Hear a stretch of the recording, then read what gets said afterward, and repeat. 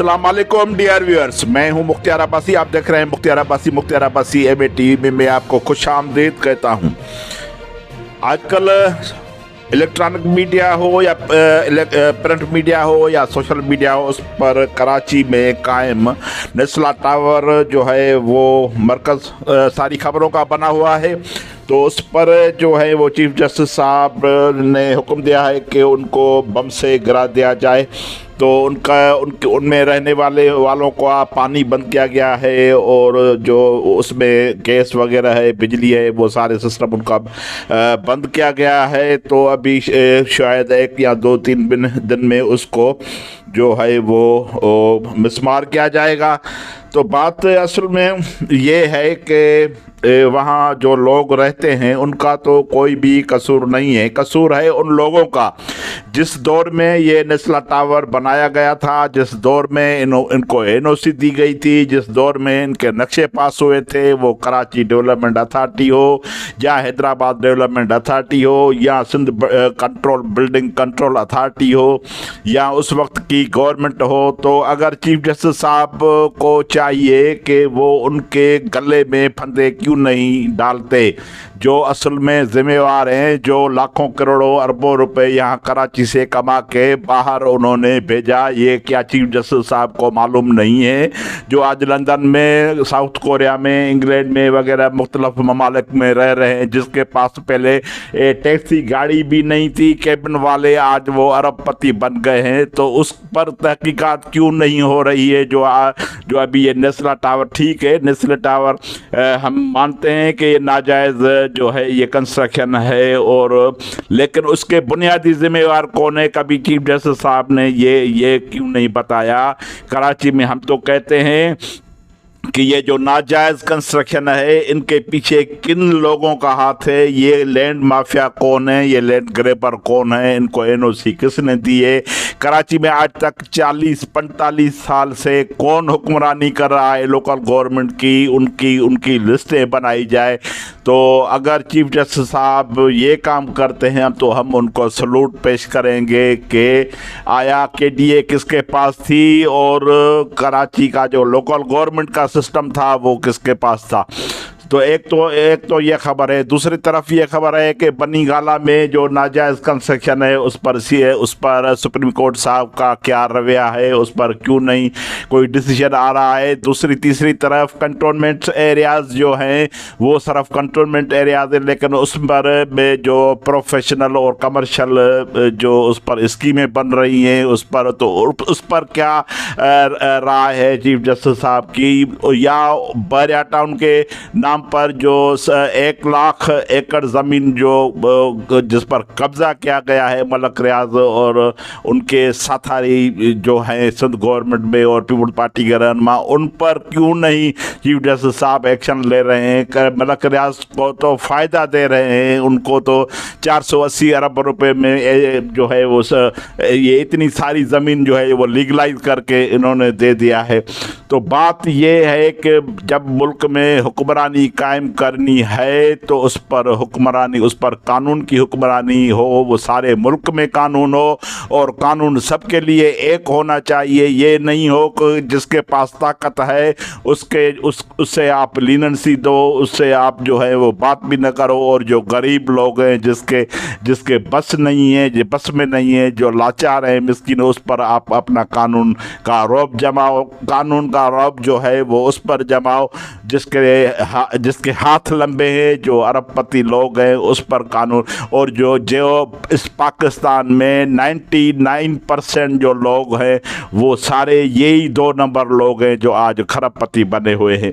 तो आज उस सिलसिले में हम जो हैं वो कराची से सीनियर जर्नलिस्ट हैं जो अपने जियो और दी न्यूज़ और उससे जो है वो मुंसलक हैं इमदाद सुमरो साहब, हम उनसे बात करेंगे। और सोबत बुरडो साहब हैं जो कराची में 30-40 साल से पहले रहते हैं, वो सीनियर जर्नलिस्ट हैं। वो उनका जो है वो कराची और मुल्क के जो पॉलिटिक्स है वो उस पर गहरी नज़र है, तो उनसे भी हम बात करेंगे। तो आपसे हम गुजारिश करते हैं कि इस बात को आप। बरोड़ा साहब अस्सलाम वालेकुम। वालेकुम सलाम। कुछ दिनों से ये खबर आ रही है कि नस्ला टावर को जो है वो चीफ जस्टिस के आर्डर के तौर पर उनको गिरा रहे हैं, तो अभी उनका शायद पानी भी बंद किया गया है, उनका वो सारा जो सिस्टम है वो गैस बेस्ड बिजली वो बंद की गई है। तो अभी मैंने खबर पड़ी कि सिंध गवर्नमेंट जो है वो अल्टरनेट कर रहे, कुछ बंदोबस्त कर रही है।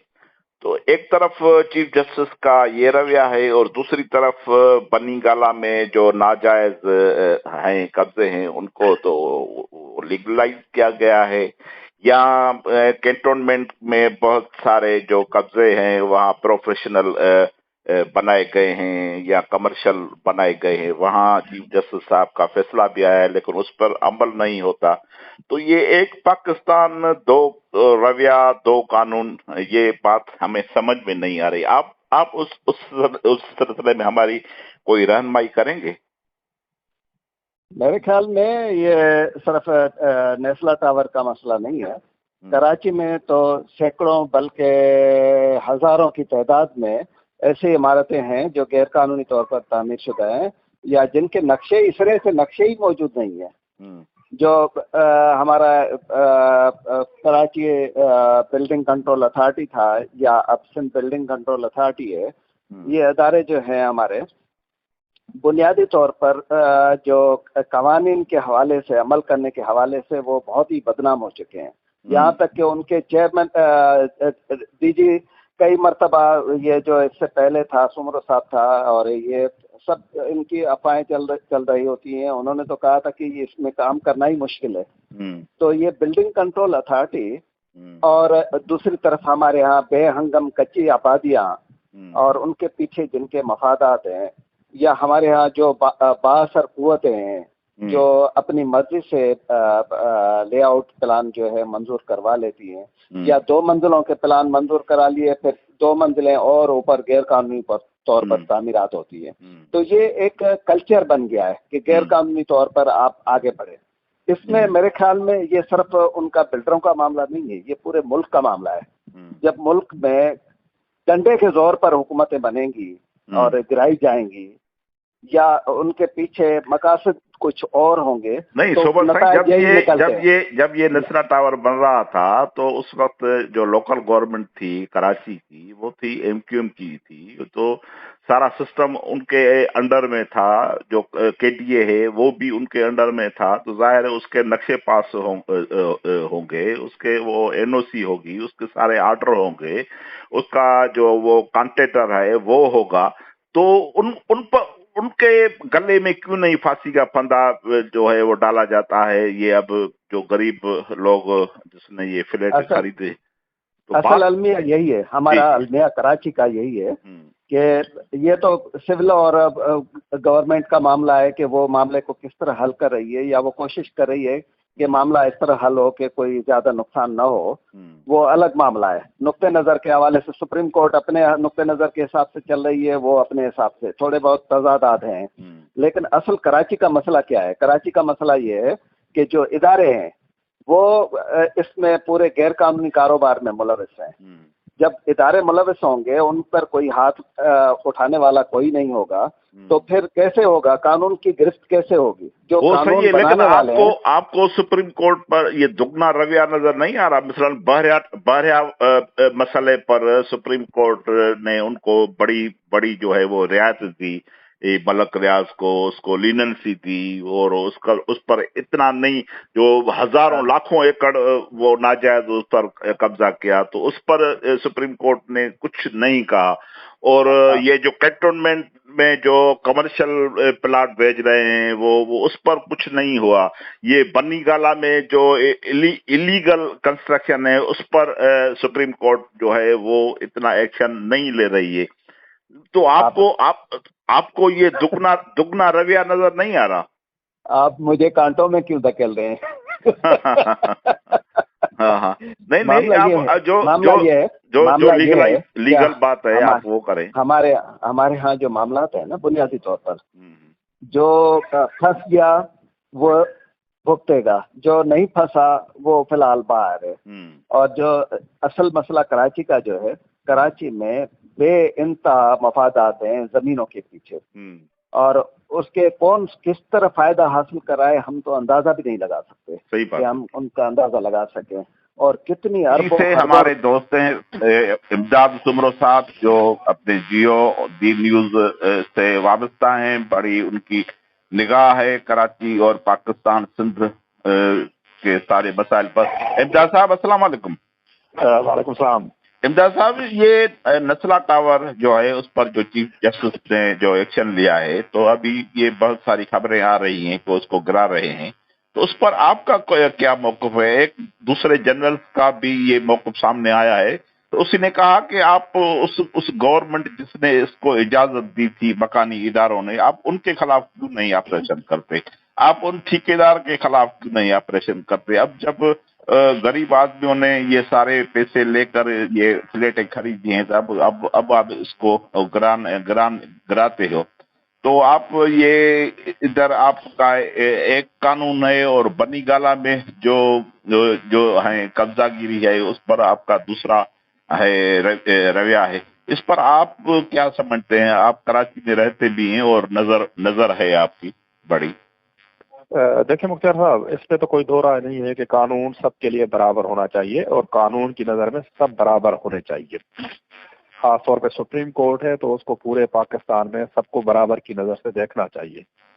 نیسلا ٹاور کے جو بلڈر ہیں انہوں نے بالکل سرکاری زمین پہ قبضہ کیا تھا. اس کے این او سی سے لے کر جتنی بھی اپروولس ہوئی، نقشے پاس ہوئے، سارے غیر قانونی تھے. یہاں پر کراچی پہ یا تقریباً پورے پاکستان میں ہوتا یہ ہے کہ جو لینڈ مافیا ہے، جو غلط کام کرنے والے ہیں، وہ سرکاری زمین پہ قبضہ کرتے ہیں اور تھرڈ پارٹی انٹرسٹ کریٹ کرتے ہیں. یعنی کہ یہ فوری طور پہ سیل کر دیتے ہیں مارکیٹ ریٹ سے بھی کم. یہی نیسلا ٹاور میں بھی ہوا تھا اور انہیں 90 فیملیز کو، 90 خاندانوں کو، 90 افراد کو فلیٹ اور دکان اور شو رومز بیچ دیے تاکہ تھرڈ پارٹی انٹرسٹ کریٹ ہو اور کبھی بھی عدالت یا کوئی متعلقہ ادارہ ان کی غیر قانونی کام پہ نظر نہ رکھے یا اس کے خلاف کوئی فیصلہ نہ دے. جہاں تک نیسلا ٹاور کا تعلق ہے، بالکل غیر قانونی تھی. سپریم کورٹ کا حکم اس سلسلے میں بالکل صحیح اور واضح ہے. رہی بات سپریم کورٹ کا یہ بھی کہنا ہے کہ جو متاثرین ہیں وہ سندھ حکومت سے پیسے وصول کریں یا سندھ حکومت ان کو پیسے دے، کمپنسیٹ کرے. لیکن اس کے ساتھ ساتھ سندھ بلڈنگ کنٹرول اتھارٹی اور جتنے بھی ڈیولپمنٹ اتھارٹیز ہیں ان کے جو ذمہ داران تھے جنہوں نے نقشے پاس کیے ان کو بھی سزا دینی چاہیے تھی. اصل سزاوار، اصل مجرم وہ ہے اور بلڈر ہے.